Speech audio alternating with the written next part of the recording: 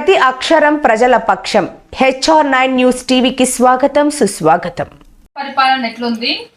గతంలో చంద్రబాబు నాయుడు పరిపాలన ఎట్లుండేది? మాకు జగన్ ఏంది రూపాయి కూడా అధికం లేదు అక్క. మాకు ఏ రూపాయి కూడా అధికం లేదు. అది పార్టీ గురించి ఇస్తాండారు అక్కడ.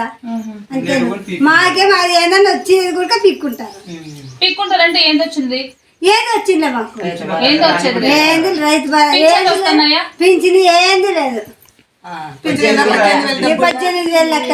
మాకేమో 40 ఏళ్ళు ఉన్నాయి, 45 ఏళ్ళు. మాకు ఇలేదు పార్టీ ఫీలింగ్. టీడీ పోలమని ఈరు కూడా ఈరు, మాకు రాని కూడా రాదు. ఏం మాకు అవసరమా దాంతో? మా అన్న వస్తాడు చంద్రబాబు నాయుడు, అప్పుడు చూసుకుంటాం మేము కూడా. ఉన్న పరిపాలనలో అభివృద్ధి ఎట్లుందంటారు? ఏం లేదమ్మా, రోడ్డుకు ఏమి అనాథులు కూడా 1000 రూపాయలు వేసుకున్నాము. ఎవరు ఏం సాయం చేయలేదు. మాకు 15,000 కూడా మాకు అందరికి కాపులు రెడ్డిస్ పడుతున్నాయి. మాకు ఏమి పడతాం. మాకు ఉద్యోగం చేసుకునే మాకు భూమి లేదు, ఏం లేదు. ఖాళీగా ఇల్లు ఉంటుంది, ఏం లేదు.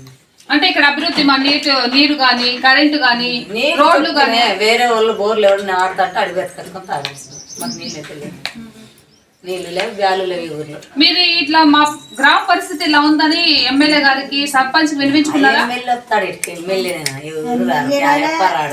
మా తెప్పల మేము తినాల. ఎమ్మెల్యే ఇంటికొస్తాడు, ఆయనకి ఏ కరం పట్టింది వచ్చేది.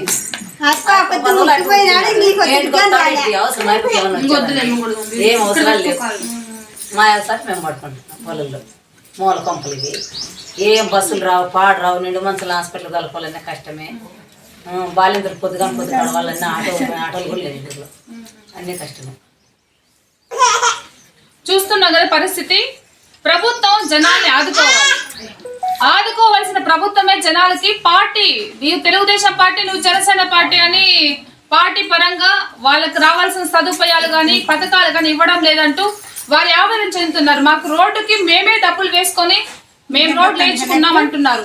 వారి ఆవేదన ప్రభుత్వం గమనించాలని మేము HR9 న్యూస్ తరఫున కోరుకుంటున్నాము.